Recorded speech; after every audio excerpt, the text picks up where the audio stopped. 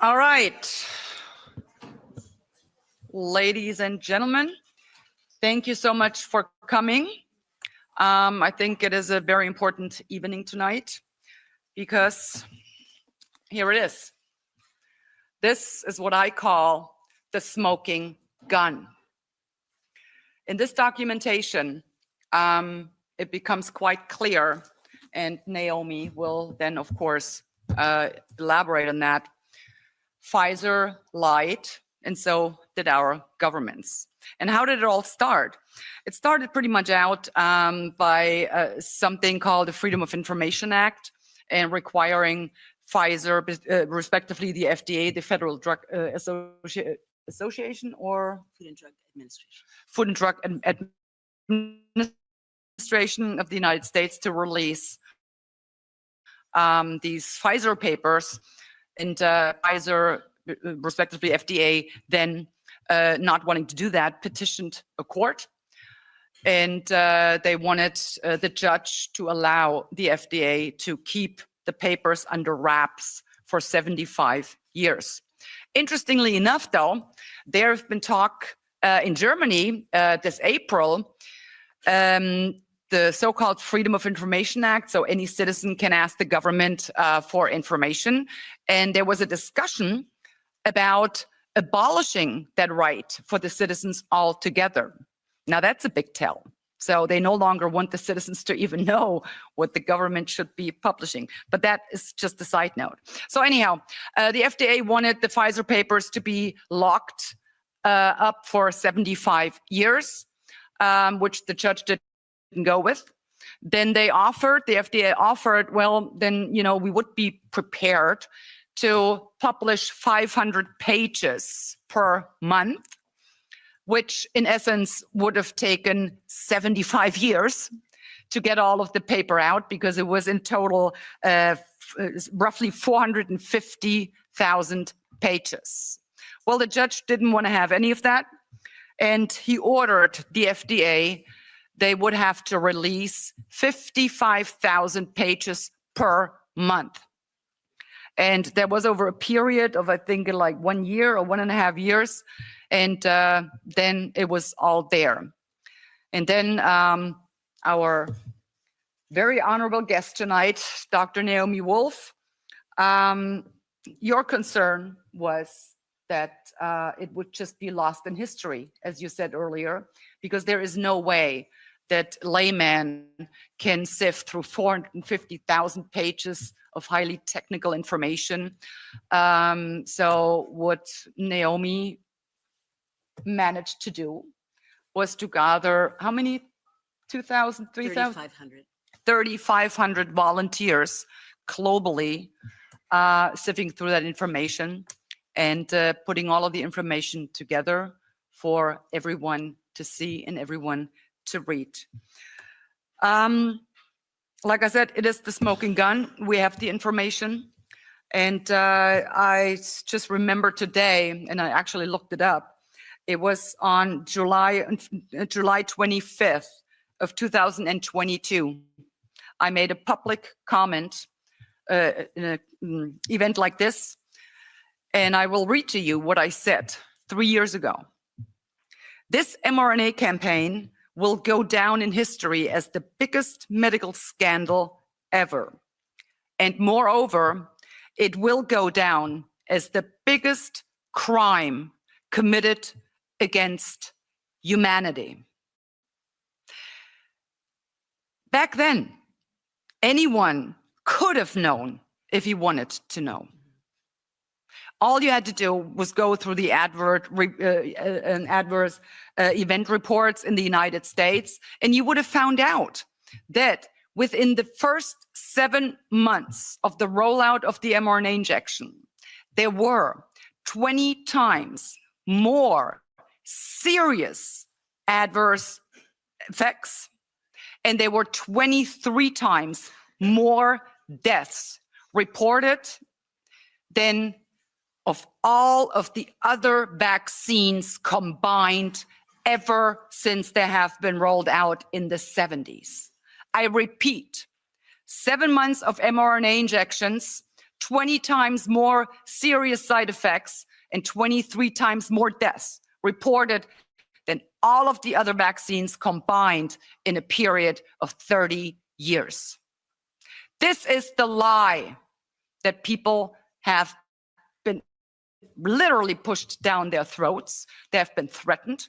They have been ostracized. They have been criminalized. I mean, you name it. That went on.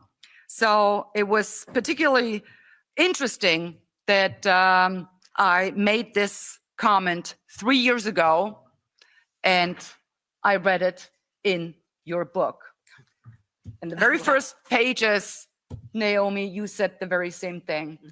And yeah, I stand by that comment, and I will be repeating it for times to come. So anyway, but you didn't come here to listen to my boring remarks here. I'm pretty much sure you came all to see and hear and listen to Dr. Naomi Campbell.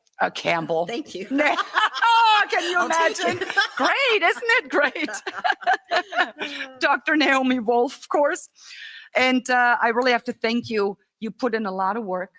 I mean, just flipping through the pages, it is so much information. But to compile it and put it together for laymen to understand and read, to really understand the massive lie that we have been subjected to. And I would very much like you to join me in welcoming the great Naomi Wolf. Thank you so much for being here. Thank you. Thank you all. Thank you so much. Can you hear me loud and clear if I sit this distance? Wonderful. Well, thank you, MEP Anderson. Thank you to your so hospitable staff who has welcomed me and my husband, Brian O'Shea, to Brussels. And thank you all for taking time from your incredibly important work to sit with us here. Thank you to those watching online. I just want to say before I begin that it's extremely moving to me to be sitting in this place, in the heart of Europe, and meeting so many people from different political perspectives, really different in many ways.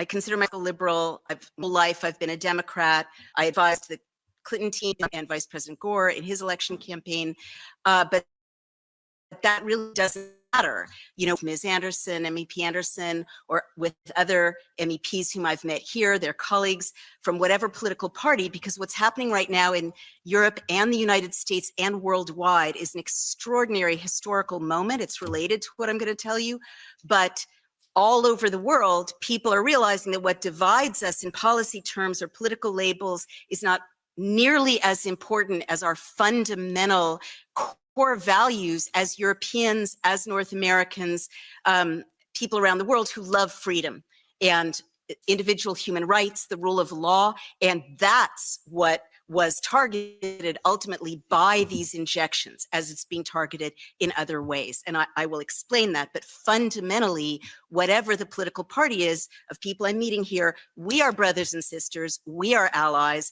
because first of all, we need to save European democracy, we're saving American democracy, we need to save democracies, rule of law, and free speech around the world. So I just want to say that before we begin. Shall I launch right in? All right.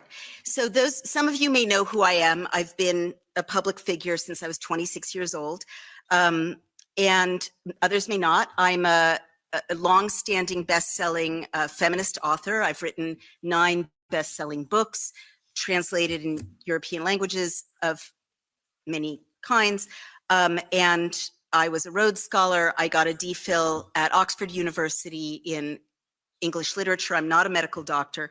But I am a journalist. I've appeared in every major news site. I was a columnist for The Guardian and for the Sunday Times of London and so on. But all of that didn't matter in June of 2021 when I which covered women's reproductive health. When I noted that we were reporting eyewitness accounts of their bodies, which is, as a feminist, you're supposed to be allowed to listen to women about their bodies. They were reporting eyewitness accounts of menstrual damage upon having received the mRNA injection. And literally, that was my post. And overnight, I was canceled from X, Twitter at that time, canceled from Facebook, YouTube. My bio changed around the world simultaneously, which is interesting. I didn't think AI had rolled out then, but something did that. Went from, Rhodes Scholar, doctorate at Oxford, to conspiracy theorist. And overnight, every major news outlet that had published me and featured me for 40 years closed their doors to me, and I was literally voiceless. So that doesn't really matter what happened to me personally, except that a warning signal that women around the world were entitled to have received about their own bodies and reproductive health was intentionally silenced. And I found out later, during lawsuits brought by the state's attorneys general of the state of Missouri and of Louisiana, that it was people for whom I had voted, the Biden administration, notably senior people at the CDC, the Census Bureau, which knows where I live, I'm related to, other agencies, including law enforcement agencies, that had colluded to put pressure on Twitter and Facebook and other social media sites to silence my tweet and to discredit me. And that was very terrifying, to find out the most powerful government in the world had singled you out. And by the way, we have a First Amendment in the United States, thank God. And two courts now have found that two settlements have found that my constitutional First Amendment rights were violated, and that the Biden administration had no legal right to silence a citizen, but that happened. So as a journalist, I realized that there must be a story here, because why go to so much trouble to suppress this simple tweet of mine? And in 2022, as you described, the successful lawsuit by attorney Aaron Siri led to the forced release of 450,000 documents from Pfizer in the custody of our FDA. Now, I was only being hosted at that time by Steve Bannon, the far right-wing commentator. Another example of, I don't agree with Bannon on a lot of issues. I'm still a liberal, but he cared about what was happening to women and children. So I was talking on his show about these issues, and he said, these documents will be lost to history. Of course, you're going to convene a group of experts to go through them. And I said on the air, of course I am, not having any experience in doing that. But miraculously, 3,500 doctors and scientists did convene and worked for 2.5 years pro bono in service of humanity, but also out of love for science and medicine, to read through these massive documents, technical documents, and to issue what are now 105 reports. 50 of them are in that book, if you would kindly hold it up at some point. And we published them in real time. Now, before I tell you what's in the Pfizer documents, I just want to note that it's been 2.5 years since we began publishing these reports, and we have not received a lawyer's letter from Pfizer. So what is reported is accurate. No one from Pfizer is telling us to cease and desist. It's accurate. And also, it's not my opinion. I just want to stress that. I'm not the author of this book. I'm an editor of it. Amy Kelly is the leader of the effort, my COO. But what's in this book are reports that link directly to the primary documents. So if you have any doubt about any conclusion in any of these reports, you can link, you can check the Pfizer documents and see for yourself what that primary document looks like. All right, so what's in the Pfizer documents? First of all, and I think this is very important for you as MEPs, Pfizer knew a month into the rollout into the public of this injection, so November of 2020, that this vaccine did not work to stop COVID. And I want you to process that and absorb that. It means that everything that followed, the mandates, the lost jobs, the businesses that had to close, the children not allowed to go back to school or university if they didn't take the shot, right? The armed forces compelled to take the shot, the pilots compelled. All of that followed, the two-tier society, the suppression of liberties, was predicated on a lie. It didn't stop COVID, concluded Pfizer. The efficacy and vaccine failure. And the most common side effect of getting vaccinated is COVID. So everything that followed was a lie. Second, they knew that the injection did not stay in your deltoid. I'm sure that Europeans, probably through the EMA, the European Medicines Agency, like our FDA, or other public health entities, told people here, if you have side effects, it's likely to be chills, fever, a little fatigue. You may need to lie down. No, Pfizer knew that and they said that the materials stay in the injection site. They knew that was a lie. In fact, in the Pfizer documents, there are charts showing that the materials, the spike protein, the mRNA, the lipid nanoparticles, which is a petroleum byproduct, rather polyethylene glycol, a petroleum byproduct surrounding lipid nanoparticles and industrial fat, they didn't stay in the deltoid. They biodistribute within 48 hours, and they leave the injection site and biodistribute to major organs throughout the body. They cross the blood-brain barrier. You may have noticed personality changes in some of your loved ones who took this injection, but they also accumulate in the liver, the adrenals, the spleen, the lymphatic system, and if you're a woman, they accumulate in your ovaries. And so this is an industrial fat accumulating in women's ovaries, right? So the first injection accumulates in your ovaries. The second injection, more accumulates in your ovaries. Our experts could not find any mechanism whereby this material left the body, male or female. So by the first booster, people are already reporting when they do surgery on vaccinated women that they're fully blocked ovaries, okay, as well as other kinds of damage. Pfizer knew that. Pfizer knew that they had to hire 2,400 full-time staff in order to process the reports of serious adverse events they were already starting to receive. And indeed, within the Pfizer documents, it's a 3-year period of time, end of November of 2020 to February of 2021.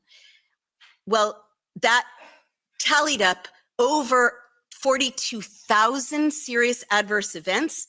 Many individuals had multiple serious adverse events, and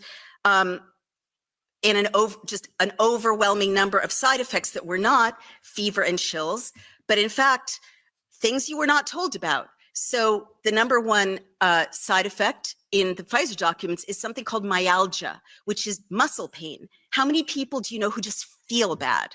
Well, Pfizer knew they would feel bad. Doctors are baffled, myalgia. The second most common side effect is joint pain, because these injections are inflammatory. And Pfizer knew that. What is arthritis? What is joint pain? Tendon pain, it's inflammatory. How many people do you know who are limping or had to have knee replacements, hip replacements, shoulder replacements? Young, healthy people, many of them. Pfizer knew. The third most common side effect, as I mentioned, is COVID. But after that, there is a catastrophic industrial scale tallying of horrifically serious side effects, notably heart damage, myocarditis, pericarditis, problems with the aortas, a great deal of blood damage, thrombotic thrombocytopenia, blood clots, lung clots, leg clots. These lipid nanoparticles create clotting in the body. Everyone knew that about lipid nanoparticles before this mRNA, who worked with them. Florid neurological events. Our experts found that the lipid nanoparticles strip the myelin sheath from nerves, which is how electricity is conducted. in a nerve impulse. So of course you're getting tremors. How many people do you know who now have tremors? You're getting Guillain-Barré, you're getting dementias, epilepsy type seizures, horrific neurological events. And also autoimmune disorders of all kinds, lupus type disorders, because now we know these injections damage the immune system. Also things that would surprise you, a huge amount of eye damage, blindness, eye damage of all kinds. And in addition to all of these side effects, you know, miscarriages, I'll get into the reproductive damage, 1,200 deaths in 3 months. And these are not statistically random people who happen to have died. They were old, they had prior conditions. 1,200 deaths that doctors let Pfizer or the authorities know needed to be recorded because there was some causality they were concerned about. Other smoking guns, you call this the smoking gun. 2 of our reports show, in my view, causality. Half of the liver and the stroke serious adverse events took place 48 hours after the injection, including deaths. Pfizer knew this. Okay. Pfizer knew by April of 2021 that minors were being injured by this vaccine, specifically myocarditis and pericarditis, heart damage.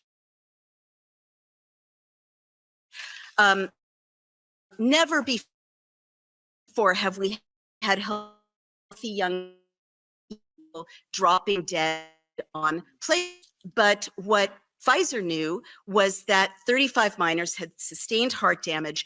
Indeed, one of the most scandalous things that our work has surfaced is that the FDA knew, the CDC knew, Dr. Walensky knew by April of 2021. The Israeli Ministry of Health was trying to tell the CDC and the Biden administration that minors were having their hearts damaged.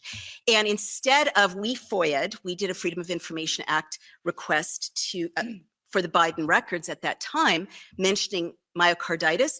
And we found that there was active conversation, including to POTUS, right, surfacing all the way up potentially to the White House, 15 White House staffers, Dr. Walensky, Dr. Fauci, the head of HHS, all on these communications where they were talking about myocarditis in minors following the shot. But instead of saying, we have to pull this, we have to tell the parents of America, and by extension the world, that they must save their children and young adults from this risk, they were deciding how to spin a cover-up, and they issued a 17-page document that even after the FOIA is completely redacted, which was a script that they used to spend the next 3 months of summer telling parents to get their minors injected. And indeed a big influencer TikTok campaign encouraging young adults and minors to get injected. And they knew that kids would sustain what is often deadly heart damage from these injections. They knew. And in fact, Senator Ron Johnson, now under this administration, is using our work to unredact those documents and to shine a light on that cover-up. He had hearings about it. Pfizer knew all of these things, but all these side effects, all this damage isn't the most shocking, surprising thing in the Pfizer documents. And I'll tell you what is. You know, COVID is a respiratory infection. So you would expect a lot of information in Pfizer documents about lungs, about oxygen levels, about mucous membranes. No, there's almost nothing about respiratory issues in the Pfizer documents. What there is a 360-degree obsessive focus on ruining human reproduction. Sperm ruining fallopian tubes, ruining ova, ruining placentas, ruining fetuses in utero, ruining the birth process, ruining lactation. That's what they were studying. That's what they were focused on. Why is that? Why did they take male and female rats, male vaccinated, female unvaccinated, mate them, sacrifice the rats, and examine the cells of their sex organs for a respiratory infection? Why is that? Overwhelmingly, the focus is on ruining human reproduction. So let me just give you some examples. They knew, as I mentioned, that it blocks the ovaries, which could contribute to the menstrual damage that I mentioned. But they also knew, as I mentioned, that the lipid nanoparticles, which are designed to cross every membrane in the body. What is a membrane? The placenta is a membrane. The lipid nanoparticles traverse the placenta of women who were told in my country to get this injection during their pregnancies, violating decades of knowledge about how to not hurt babies in utero, right? You don't give the pregnant woman anything. But women were told to inject this, traverses the placenta. It causes calcifications in the placenta, which prevent the baby from getting nutrients and oxygen. And in fact, in my country, midwives independently are reporting to me, leaking to me as a journalist. When you have multiple independent reports, there's a story there that babies are being born early because the placentas cannot grow normally. And people are nodding. They're seeing the same thing, no doubt, in Europe, or there are reports of it. The placentas are flat. They send me pictures, not normal, supplied with blood and oxygen. And so babies have to be delivered early. So standard. Well, it's not that easy to deliver a baby from a mother whose placenta has been impaired. Placentas are falling apart in the delivery process. What does that mean? It means women are hemorrhaging during childbirth or retaining part of the placenta, which is so dangerous. And so maternal fetal mortality, women dying in childbirth in the West, which had largely solved this deadly problem of the past and other parts of the world, is up by 40% since the injections. Pfizer knew. Pfizer knew that the lipid nanoparticles would go into the baby. And again, what's a membrane? They knew that the lipid nanoparticles would traverse the membrane around the testes of baby boys in utero, thus degrading the Leydig cells and Sertoli cells of baby boys of vaccinated moms. Even if the babies are not vaccinated, they're getting this from their moms. So what does that do? Sertoli cells and Leydig cells are the factories of masculinity. Hormones, they switch on the hormones of masculinity at adolescence, triggering what we think of as a traditional adult male development, deep voices, broad shoulders, body hair, facial hair, and as an adult, the ability to father a child successfully. Well, we don't even know if these baby boys in utero at adolescence will grow into normal fertile adult males, even if they're never vaccinated with this mRNA injection. But Pfizer knew they were damaging the testes of baby boys in utero. They knew they were damaging sperm. An andrology report confirmed that the injection killed and motility of sperm in men. And to this day, and this is a job for you all, I believe, to this day, there's something Pfizer knows about dangers to women in vaccinated men's sperm that they're not disclosing. In the Pfizer documents, there's a warning to men who are subjects of the study not to have intercourse if they were vaccinated with unvaccinated women of childbearing age, and if they did, to use 2 reliable forms of contraception. 2, Pfizer defines exposure to the vaccine as including, right, shedding is supposed to be a conspiracy theory, as including skin contact, breath, and body fluids, such as semen. And to this day, we don't know what that is, right? We know that women, anecdotally, are having horrible cramps, real problems with when they have intercourse with vaccinated husbands. We don't know why Pfizer said don't do that. I can tell you one hypothetical a little further on. They told women in the study not to get pregnant. Nonetheless, 270 women got pregnant in the study, vaccinated women. Now, 234 of them, the records of what happened to that pregnancy were lost, which is illegal. Pfizer is supposed to follow them through pregnancy. However, of the 36 women who gave birth, over 80% of them lost their babies. Over 80%. Pfizer knew that. One of the most chilling things in the Pfizer papers is something called a pregnancy and lactation report. And I'm feeling like the heaviness in the room, and I empathize. You know, this is very dark news, but I also want to say there's a lot that can be done, and you all are in a beautiful position to do it. So please bear with me for the rest of this darkness, because, you know, this is very serious, but there are ways to engage with this information after you have it constructively.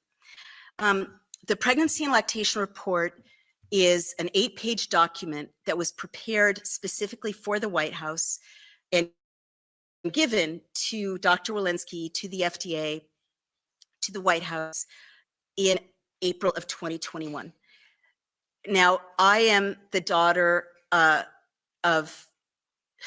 the daughter and granddaughter of immigrants, but I'm the granddaughter of 2 people who lost 8 siblings in the Holocaust.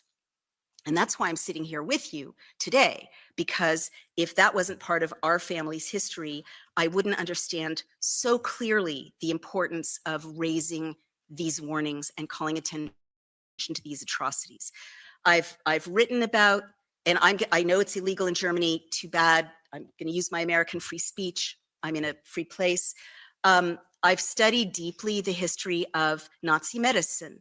As a result, when I saw the pregnancy and lactation report as a Jew and as the granddaughter of people, part of whose family were wiped out by them, this was a very chilling and recognizable document.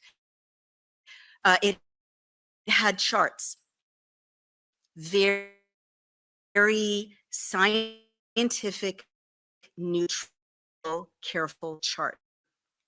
Even superficial students of history, you know why I stress that. These careful charts show horrific damage to women and babies in the pregnancy and lactation report.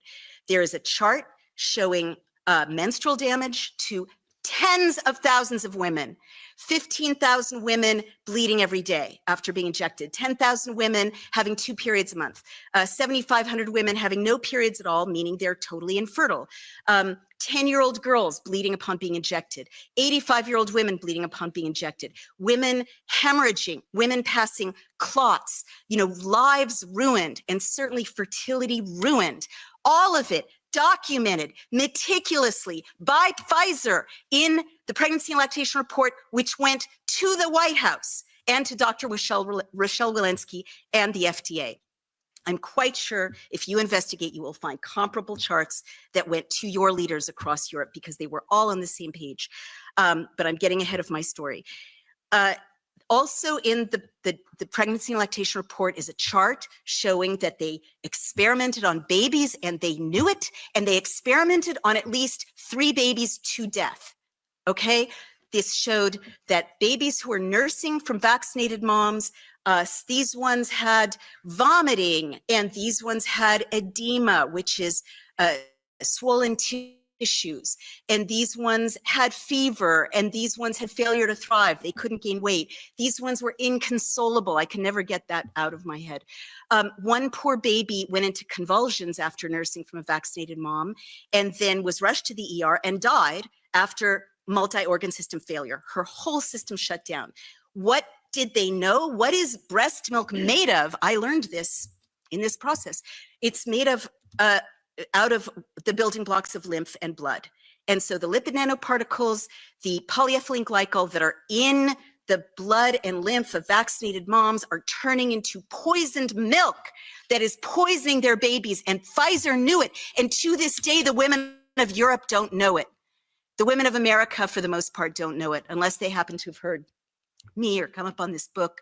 And so they're so at risk.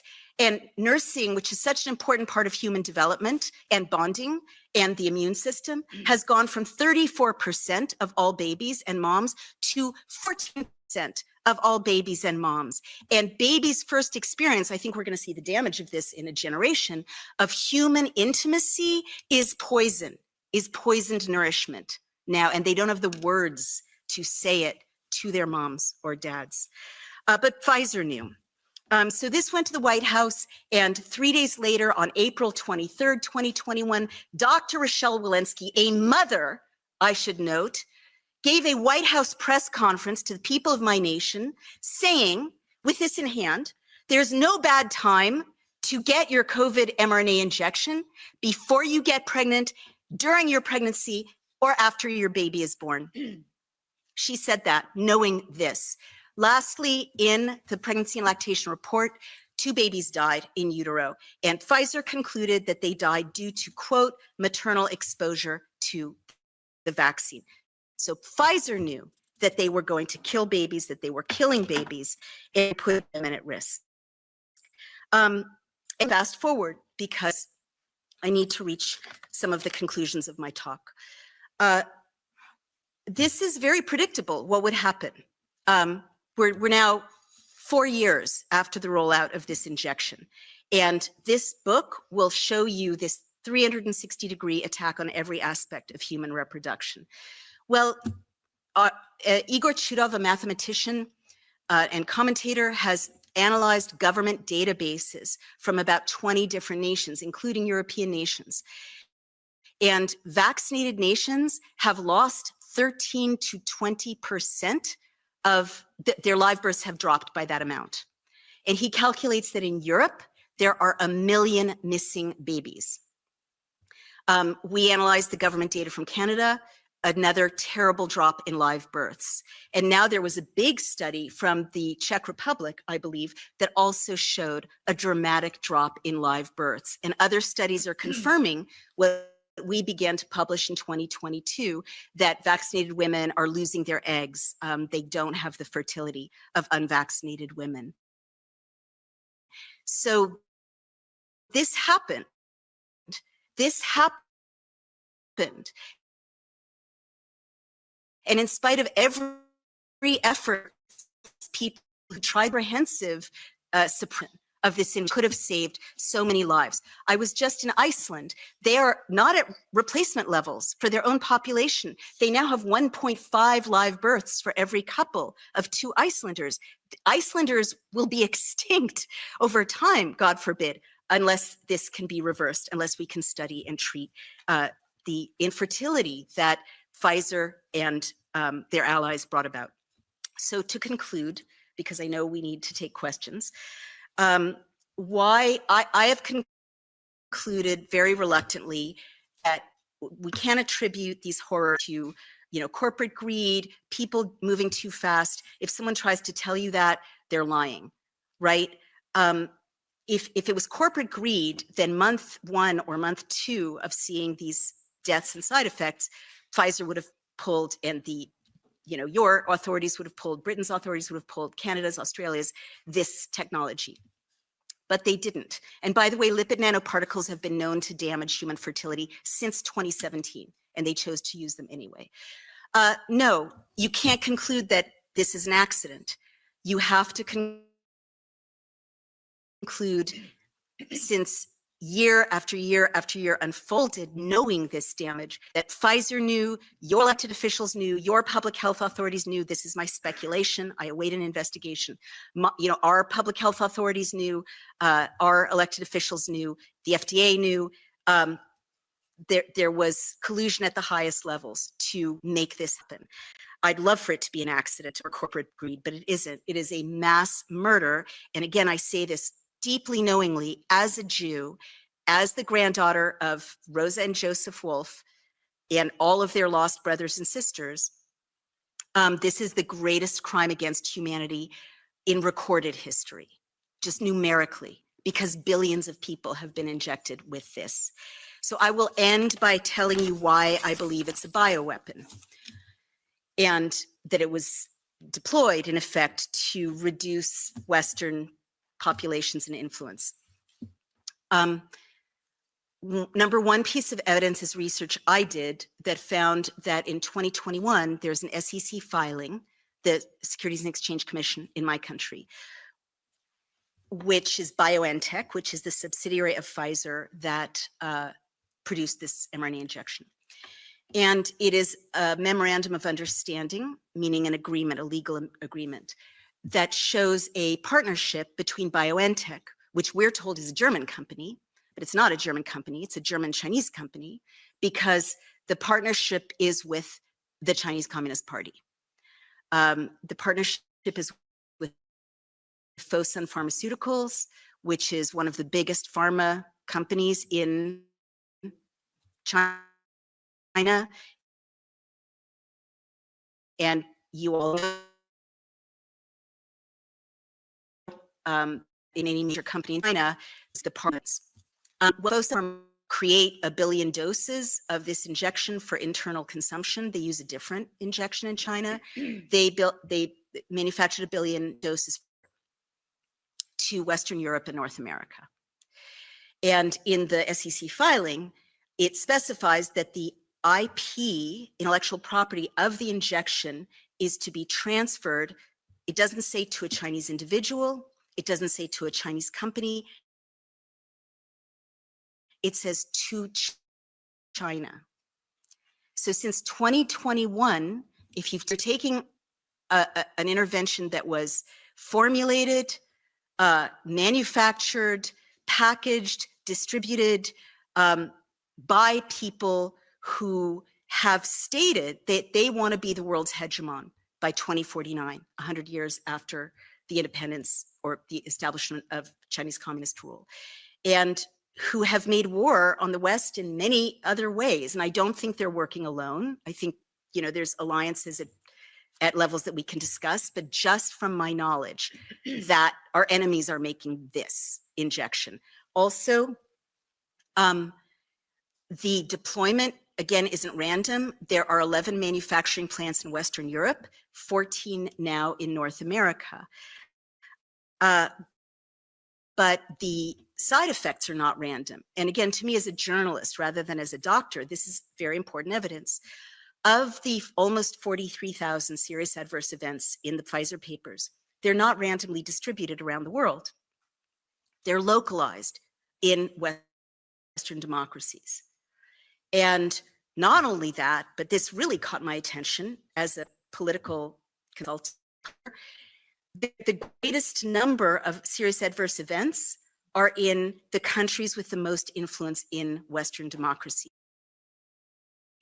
So over 42,000 in the United States, and then after tranches of serious adverse events in European countries in descending of political importance and population importance. So Germany, France, Britain, Italy, Spain, Greece, in that order.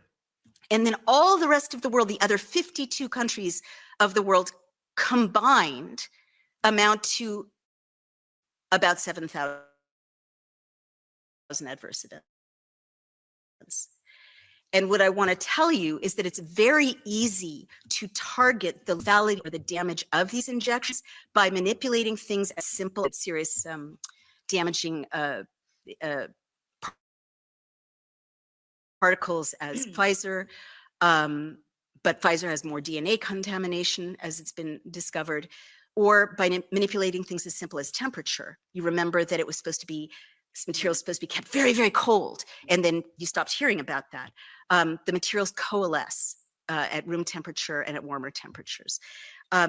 So I can't pursue that, right? This is beyond what's in the Pfizer papers. As a journalist, in spite of being called a conspiracy theorist worldwide, I do what I've always done, which is I stick to the facts. I don't go beyond what the evidence provides. But that evidence, to me, requires investigation. How do you take something that easily is manipulated to target populations, and you have these terrible losses and damage and infertility in Western nations? So I'll stop there. We can talk about what I think it means that other not being mandated.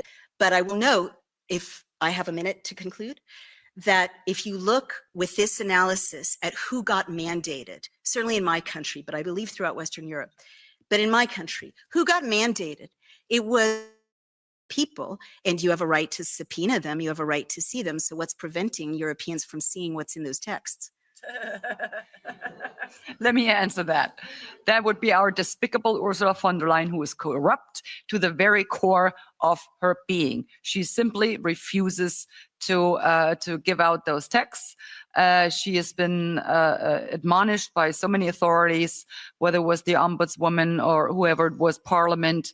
Now there's even a court ruling telling her that she was in violation of the EU treaties by refusing to share those texts. And unfortunately, the texts probably don't even exist anymore. Well, so, and that's that. Let me The jump thing in is, there. yeah. As a tech CEO, I will just note that all texts still exist somewhere and are recoverable, even if she deleted them. I do hope we get through security going home. And I would also say that these are really cosmetic gestures and slaps on the wrist, censure. And now you know that a big crime may have been committed. So I would have thought that what I've shared with you could allow you to pursue criminal investigations. And I assume the rules of evidence give her fewer options in a criminal matter. But those may be evidence of a very major crime. Yeah. Okay. Anyone? Yes, please. Thank you very much. Obviously echoing my colleagues in welcoming you here and for your interesting contribution and all the work you've done. And to add to what Christine was saying, I was pregnant twice during the time that vaccines were pushed on us. And the audacity they had to tell us that if you contracted COVID, you ran the risk to have a stillbirth or a miscarriage. But if you had the vaccine, you would be safe, is unbelievable, knowing what you know now. And I mean, I'm ashamed to say that I had 2 shots, and hindsight is 2020. Unfortunately, I wish I knew then what I know now, or maybe listened to Christine more carefully back then would have been helpful. But the sad part is we would only know in about 10 to 15 years time what will happen to our children or what we have done to them while we were pregnant. And then the audacity for them, knowing what it did to fertility and knowing what it did to babies, to have the vaccine, to then say, no, it's not the vaccine that would cause it, but actually contracting COVID, that to me is astonishing. That being said, I was wondering whether you know of any studies that are being conducted now to determine what the side effects of COVID have been thus far, because what you've elaborated on here today, it was what Pfizer already knew, but there must be so many more tales. I mean, the things that you mentioned in articles that I've read, things that I recognize in myself, eyesight problems, acute joint pain that came out of nowhere and then just disappeared again. I mean, there must be countless stories that are being attributed to something else, but that is actually vaccine damage. And are you involved in any of those studies or research? Is there anything on a big scale being done to see what damage has actually been caused to our populations, apart from the birth rates, which is very easily measurable in Europe and the West?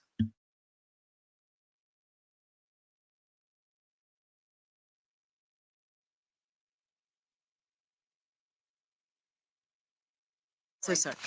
First, I was just saying, thank God you've got 2 children. And the next thing is, when I said there's hope, even though this is such a dark subject, now that you have the information, this is exactly what humans do to save other humans. If they have some influence authority, they launch the studies, they find the interventions, they find the treatments, and so on.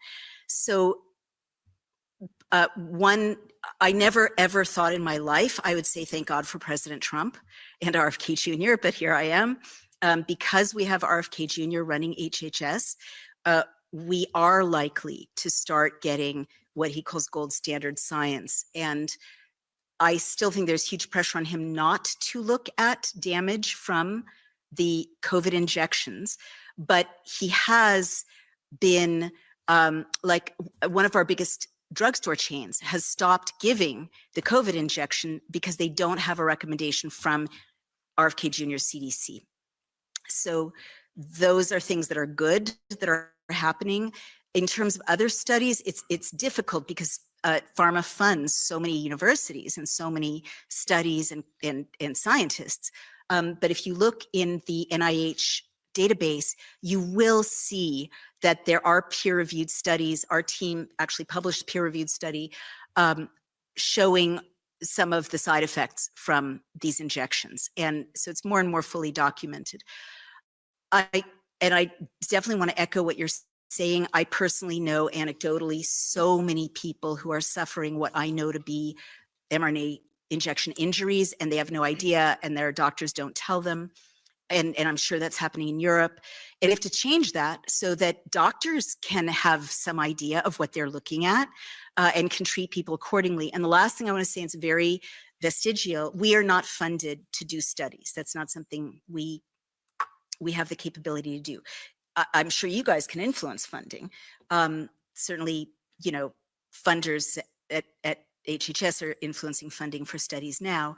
But I do want to say two of the huge takeaways are inflammation and circulation. So anecdotally, what I tell my loved ones is that everything you can do to detoxify, to support your lymphatic system, and to support your circulatory system, and also to engage in an anti-inflammatory lifestyle is going to help your body deal with, I'm not going to say process and eradicate, but deal with the damage from this injection. And I know that's very primitive compared to the sophistication of this harm, but I think, you know, with more studies, real medicine can build on real treatment, real science can see what real cohorts look like. I do want to say something to this question, though. You said, how can we ever trust them again? In the United States, trust in public health has completely collapsed. And I know anecdotally, vaccinated people, unvaccinated people across the political spectrum who are doing everything possible to never see a doctor or go to a hospital again, an allopathic doctor. The good news is there's a booming, you know, integrative medicine, taking the best of allopathic medicine and other treatments that we know are not so harmful in America. And I'm sure that that's happening in Europe and all over the world. But this is a crisis, right? We need to be able to trust our doctors and our hospitals, but they have to earn our trust. Okay. Yes, please. Thank you very much, Dr. Frederick first, and then you, Brian. Okay. Okay, Sorry. thank you. Thank you very much, Dr. Wolf, for your speech. Thank you. Is it me first or is it? Yeah. Okay. No, just you. In France, we have a Minister of Health, Mr. Rousseau. He went on national radio and he said these vaccines were safe and effective and there were no side effects. Go and get injected. As a journalist, I actually filed a lawsuit against him. I was actually thrown out of court because I did not have any right to act. At the end of the day, this is part of trust. You've just mentioned trust. If we can't trust the politicians for what they say, if we can't trust the judicial system, what, in your views, are the recourse we have as journalists in order to ensure that truth is being said, or at least what scientific truth we have, and what remedy can we get? Sorry, you're asking as journalists or citizens? I would say I'm a citizen journalist. Right. Well, I'm and not a politician gonna, as well. You know, I'm not going to sugarcoat my response. Journalism in Europe and Britain is in a catastrophic state, right? And it's difficult to get access to the truth. It's difficult to produce the truth. You get censored in many areas when you produce the truth. It's difficult to make a living producing the truth.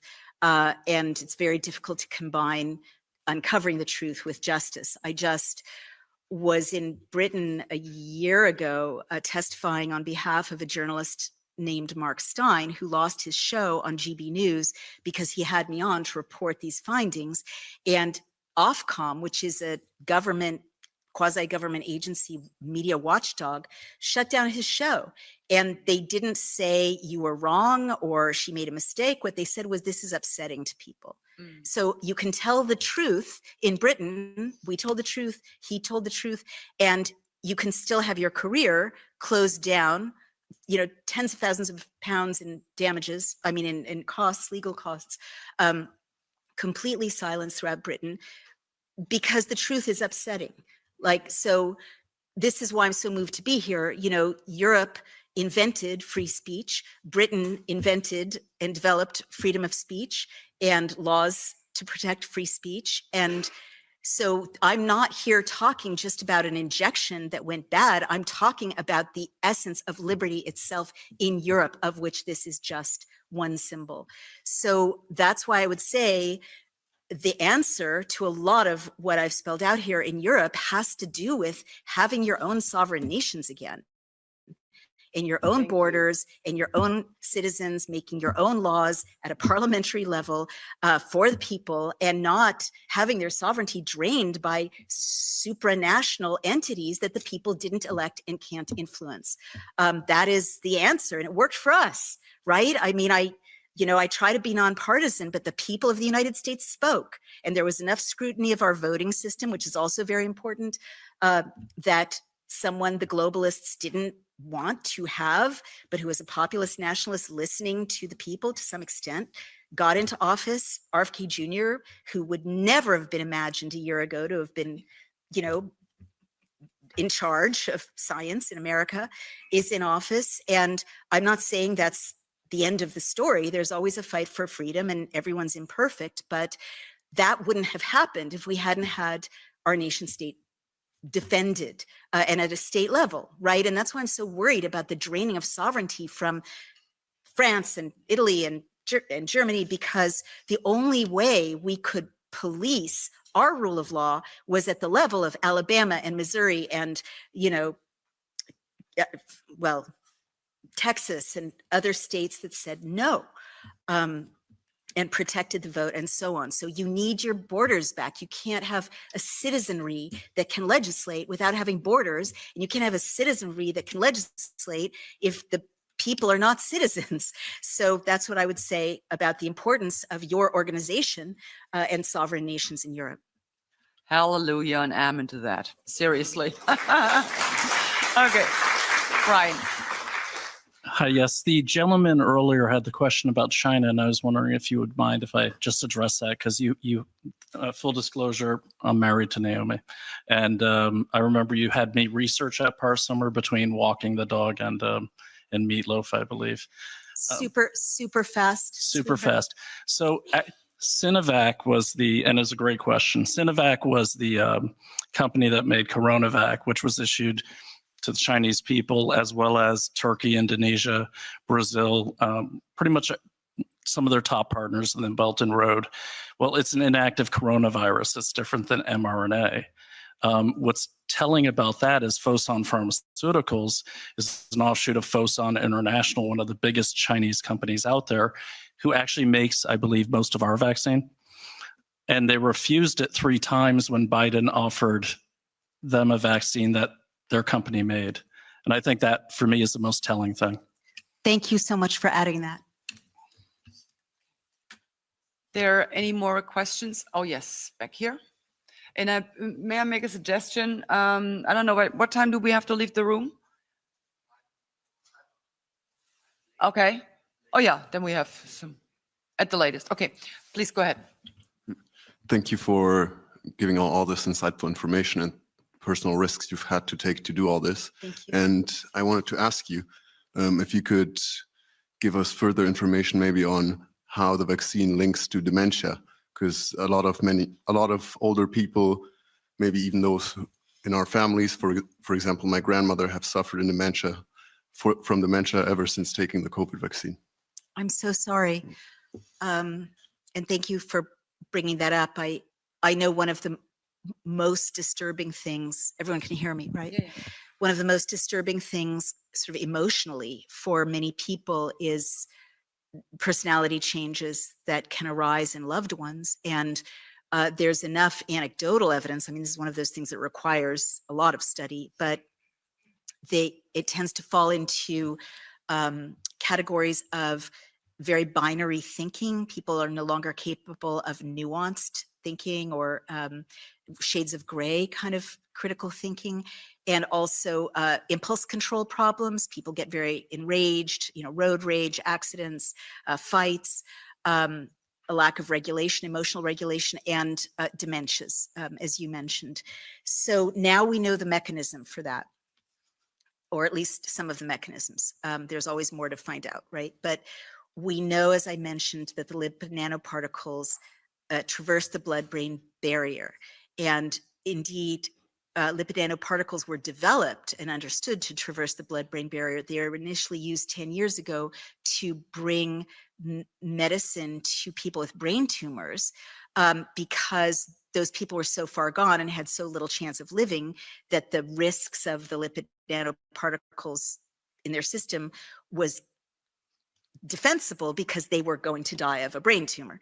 But it was known that this material goes into your brain. Now, what it does, and a book by Dr. Michael Nels called The Indoctrinated Brain is a really important book. He's a German neuroscientist. He points out that the combination of propaganda, repetition of messages while people are in a state of fear actually damages and rewires the brain, and also that there's this actual brain damage from the injection, specifically destroying or damaging the prefrontal cortex, which is where impulse moderation takes place, where we don't say, you know, terrible things to our loved ones, even if we're thinking them, and also where memory. I mean, one of the most disturbing things he found is that people with a combination of this rewiring through propaganda and the actual brain damage lost their memories of themselves, right?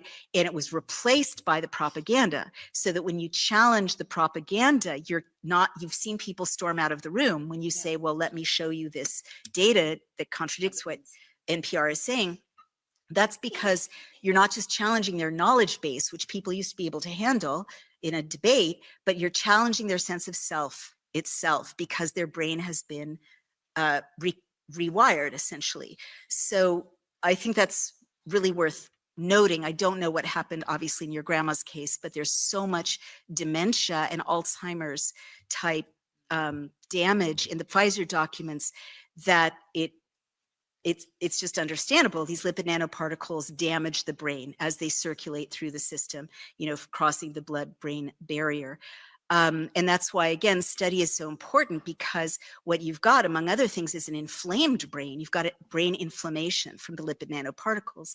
And so if you can engage in anti-inflammatory treatments that could help heal some of this, there can be, you know, trauma-based interventions that can help with the way propaganda rewires the brain, in effect. You can possibly rebuild the myelin sheath of the nervous system, you know, which helps all impulses travel through the nervous system. But those are things that it takes political will, as well as institutional will in universities and labs and so on, to deliver. So that's the best I can do. And I'm really sorry that that happened to your grandma. It's funny that you should mention Michael Nels, because believe it or not, my colleague Gerald Hauser from the group The Patriots and we hosted him just before the summer break. So yeah. Okay, are there any more? Yes, please. Yes, maybe one more question. Thank you so much for what you have said about Europe, because that's exactly what we are fighting for, Europe of sovereign nations, which implicitly means a Europe of liberty and freedom. And thank you so much also for your tremendously important work. My question refers to some of the last words of your talk. You said never again, it should happen never again. So what is your judgment on the political attempts to change this policy forever and to never let happen it again? Like in the US, you are a bit luckier than we are at the moment in Europe, where especially with your Minister of Health, I think you mentioned him before, Robert Kennedy Jr.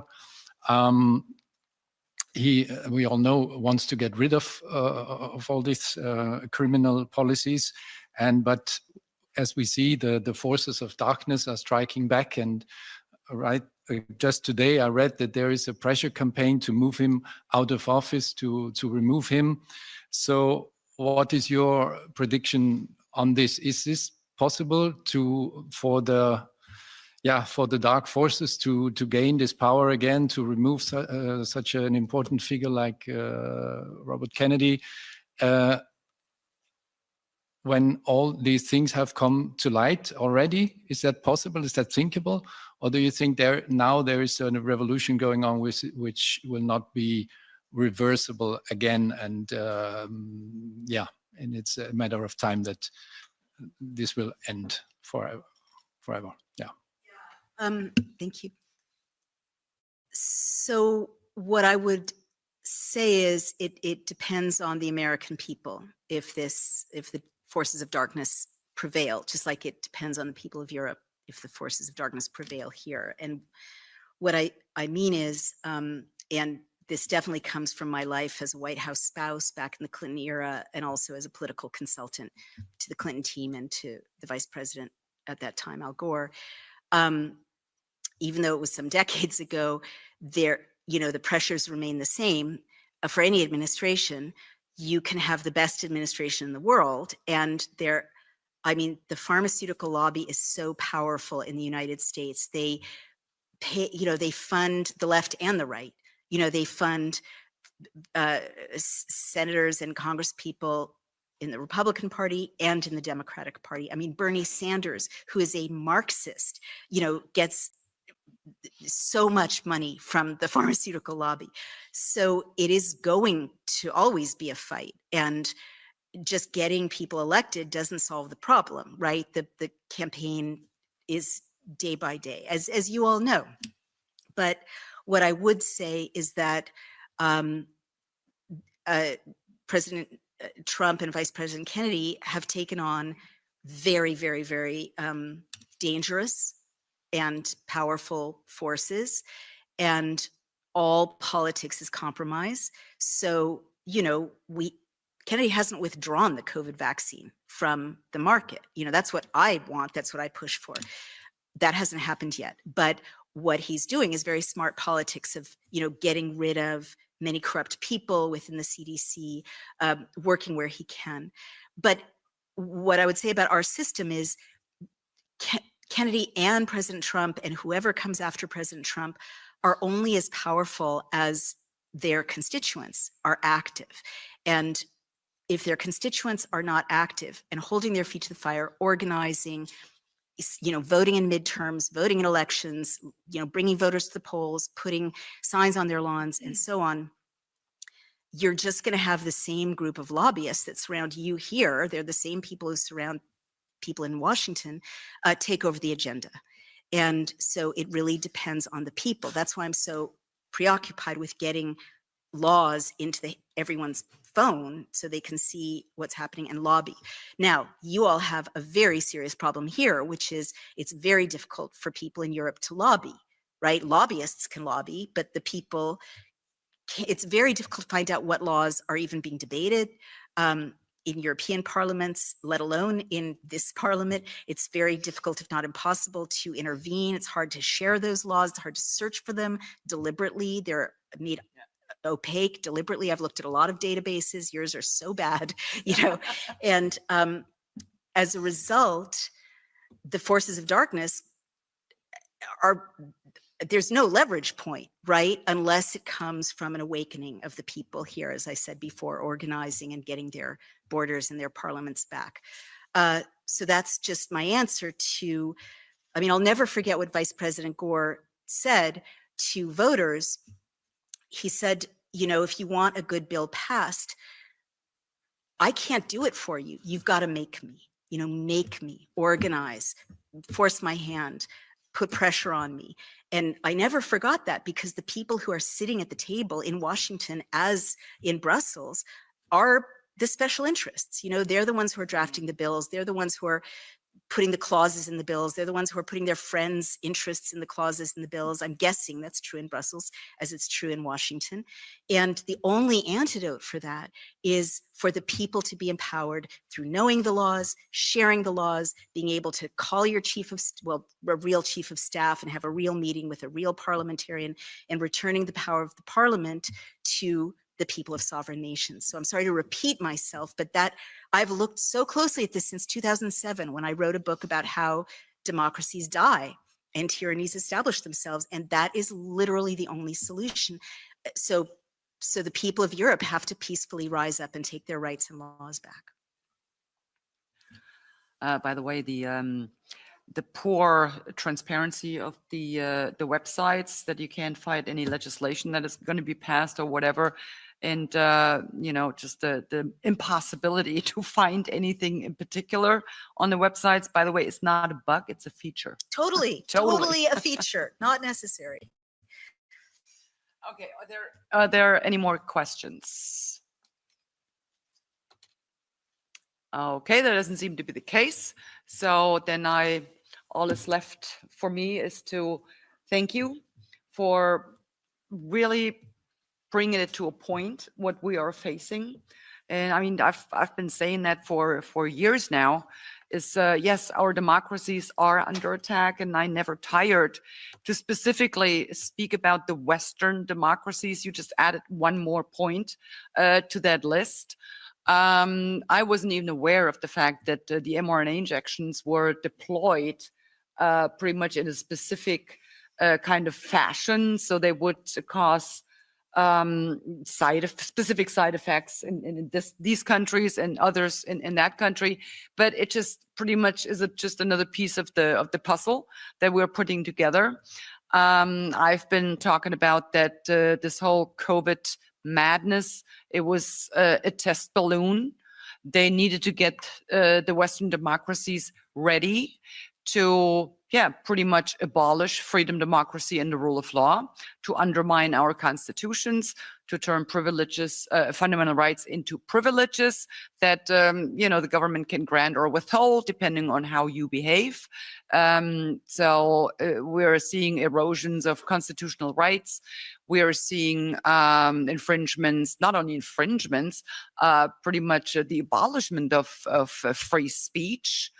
And as you mentioned, had there been free speech, they would have never been able to cause that much damage via the lockdowns and the mRNA injections. And to sum it all up, once we had the COVID committee in this house, the title of it was Lessons Learned from COVID. And in the beginning, I was like, oh, wow, they really want to look into where they went wrong and what mistakes they made. No, that's not exactly what they were trying to achieve with that. What they were trying to figure out is, where did we fail to get the people to simply do what they were told? And believe me, they found out during that COVID committee. In the final report, they repeated every single lie, every single one, despite all the evidence, despite everything that was known up until that point. They ignored it completely. The people that were, trying to shed light on things, we were openly mocked, we were laughed at, we were ridiculed, and they actually continue to do that to this day. So now we're sitting in the committee, Stunt Committee, and whenever we bring up the adverse events of the mRNA injections, they openly laugh at us. And so they're determined to destroy our freedom, democracy, and the rule of law. And I can only tell the people, you need to wisen up and you need to take charge of your democracy. Because it's your democracy, by the way. They all call it our democracy, but that's not the democracy that you actually would want. So take charge of your democracies, get involved, and don't let them run all over you, and don't let them lie to you anymore. Take charge, because truth be told, you are their bosses. It's not the other way around.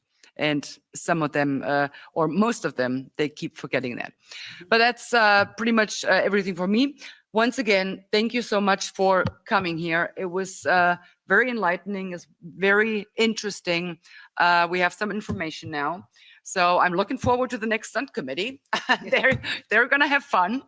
And thank you so much for coming out. And I do have a little present for you. So we figured flowers would probably not be appropriate going back on a plane, but we got you some Belgian chocolates. That's so wonderful. How did you know I wanted that? Enjoy. Thank you so much.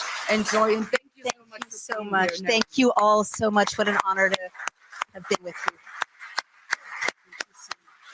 Thank you. What a beautiful gift. Thank you so much. Shall I just get off the stage?